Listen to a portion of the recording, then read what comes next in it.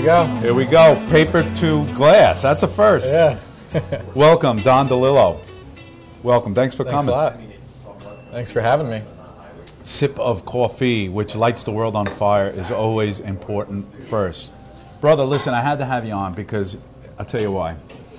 I said to myself, you're a guy in business, but what I noticed about you the other day when I saw you at the competition for Riptide out in Hamptons is that your true passion is for people to know that they can be sustainable in foods, and this struck a chord with me so much so that I did a little research. I was gravitated towards what the message was that you were putting out, and I in fact ordered, which we're going to look at that in a second. But cool. Again, to me, it seems like you've got a mission statement first that's ingrained in you on sustainable food. Right. Yeah. I've always had a passion for agriculture. When I was in college, I got turned on to this really awesome guy from Milwaukee named Will Allen, and the way he was farming was just really intriguing. It was all organic, but every little sector of the farm worked together. That was really fascinating to me. I was taking a class called Energy Systems at the time, and just everything just started clicking. Where'd you go to college, by the way? I went to college at SUNY ESF, Environmental Science and Forestry. Phenomenal. Yeah. What town? It's on the campus of Syracuse, actually, right next door. I had no idea. Phenomenal. Yeah, it's cool. But yeah, so that really solidified my passion. I linked up with a farmer out at the time, they were in Ronkonkoma, Thera Farms. The owner is Teddy Bulkus, and I was working for him just to see if I liked the hands-on stuff.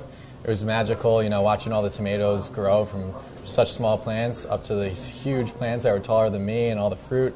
It was amazing. So I was like, all right, farming's cool, I'm with it. And then I was just actively searching YouTube and the internet, like, all right, I want to work for myself. I want to do something in agriculture. I have a degree in sustainability. Like, what am I going to grow? Phenomenal. And out of nowhere, this guy came on YouTube, Nate Dodson. He was teaching people how to make a business out of growing microgreens, and I was like, boom, that's it. All these new words already that I'm learning just in this session, microgreens. So that to me says small plants. Microgreens, yeah, pretty much. Okay. So it's actually at a certain stage in the plant's life cycle. So the first two leaves that a plant has is called their cotyledon leaves. And then their true leaves start emerging from in between those. And right when those true leaves are emerging, that's when it's officially a microgreen, and you cut them, and that's a microgreen. You cut them to harvest, or you cut them to grow more? Cut them, they're harvested. Gotcha. And it's about a 10-day grow cycle. So it's a quick turnaround. So you get interested in this, you have the degree, and then how long ago do you start your own business?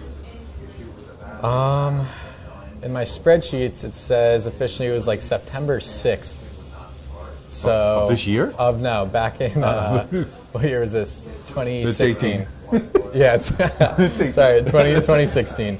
Yeah, so it was about 2 years ago. Okay. And what's the mission statement of that company?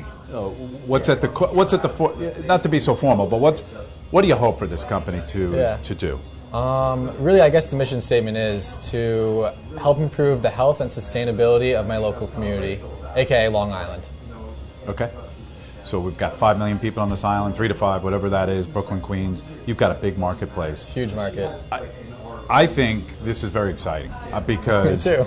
Isn't it so exciting? Because I mean, we're all about technology, and that's certainly a part today. We're using technology, and we're all wowed by it. This is the most untechnical thing in a sense because it's completely organic and natural, and it's billions of years old. Right. So it's really interesting to me, and something that I have not in the past paid attention to. So thank you for bringing it to my attention, which is why I have you on Coffee Talk. No problem. So you brought me today what I ordered. All right. Okay, so I'm kind of showing the audience that's tuning in that I walked away from meeting you, and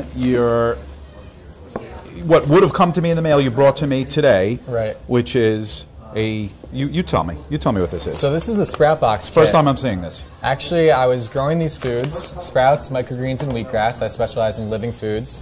I was growing them for 2 years, and I realized this stuff is really easy to grow. Why aren't people growing some of their own food at home? Why are people paying me to do it? So I created this little kit so people can grow their own sprouts at home. So this is my second business. This is the seed packs, so that's garbanzo. So also known as chickpeas. You could actually sprout chickpeas and eat them living instead of dead in a can. Broccoli, Then we have alfalfa. Joe, are you looking at this? 5-part mix. All right, no more fast food. No more fast food for you, Joe. You're No done. more. Or at least if you're eating it, you got to add some sprouts. So I actually write down and I go, and I'm playing like devil's advocate. I go, okay, I'm into this. I'm going to order it, and I say, but can man, I remember exactly, can man live on sprouts alone? Certainly. Or what can I put him with? Or something. Don came back very sure of himself and said, I'd argue that man can live on sprouts as long as the variety is there. And so what does that mean? Is there different proteins in different sprouts? Yeah, so each different sprout has a different nutrient profile. So for instance, broccoli is actually the most concentrated form of all sprouts. So broccoli sprouts are actually 40 times more nutritious than the broccoli vegetable that we know. And they have something in them called sulforaphane, which is proven to help fight cancer. It's a phytochemical. Wow. And then this 5-part mix, so this has 5 different sprouts in there. It's radish, alfalfa, broccoli, mung bean, and lentil. So in just this mix, you're getting a variety of nutrients, a variety of flavors. So who knows? I'm curious. I wonder if we could live on just this 5-part mix. You know how the guy did the McDonald's thing and he got sick? Yeah. You should try it. I mean, God, Just what do I got to lose? 50 pounds? Yeah, exactly. This is phenomenal. So I'm new to this. I'm just literally looking at this now. Briefly explain the process for me to actually be eating sprouts 5 days from now. Sure. So what you're going to do, you're going to wash your sprouter, make sure it's nice and clean. There's 4 parts to it. So you got the inner container, the outer container. This is the vented lid, and then the small seed insert. So any of these smaller seed packs, Yep. you're going to need to snap this So they in don't so drop. they don't fall through, because these slits are a little bit bigger than these. The garbanzos, you don't even need this. Okay. So Because they're you're- large. Right. Yep. You're going to snap that in. You're going to take your seed pack, open it up, pour the whole thing in. You're going to fill it up with water. You're going to let them soak for... Let's stop there. Sure. Any water? Or do you want to see us use pH water? The pH water is cool. I knew you were going to say that. Yeah, you can use pH water, alkaline water. The higher quality of the water, I'd say the higher quality of the sprouts. Okay. But as long as you have clean tap water, that's Certainly all you not really salt need. water. Yeah, Regular water. Probably not Yeah. salt water. Yeah, Okay. just regular tap. And then you're going to let them soak for, it says right here, 6 to 8 hours. So I actually have some sprouts soaking back in my farm right now. I'm going to unsoak them later. Okay. After Soak, then unsoak. That's the process. Soak, then unsoak. So once they've soaked for Why? that amount Do of they need time, to breathe? What's the reason for unsoaking? Right. So the reason why we're soaking them is to activate the seeds and let them know, like, all right, it's time to start growing. Right. So you're going to soak them, lift this container out. The water's going to fall out of the bottom into here. Yep. You can dump it down the drain, or actually you can use that to water plants. It's filled with enzymes. We've got the coffee in the background. Cool. Love that. So now the seeds are activated. They're going to start growing, and you're going to keep the easy sprouter like this. So Yep, the I upward get it. position downward. And this is going to create a natural airflow as they grow. That's why this sprouter is so amazing. By the way, I keep this in a dark place, semi-dark place, sunshine, does it matter? Never direct light, Yep. because they're very young plants. They actually think that they're underground. So just kitchen counter is fine. And you're going to let this rest on top so the top of the seeds don't get dried out. And it's just going to hang out. They're going to start growing. Then once in the morning, once at night, you're going to drop this back down, fill it back up with water, and give them a little stir with a fork. And then right away, you're not soaking anymore. Right away, drain the water back out and dump it. Gotcha. And then it's back to growing.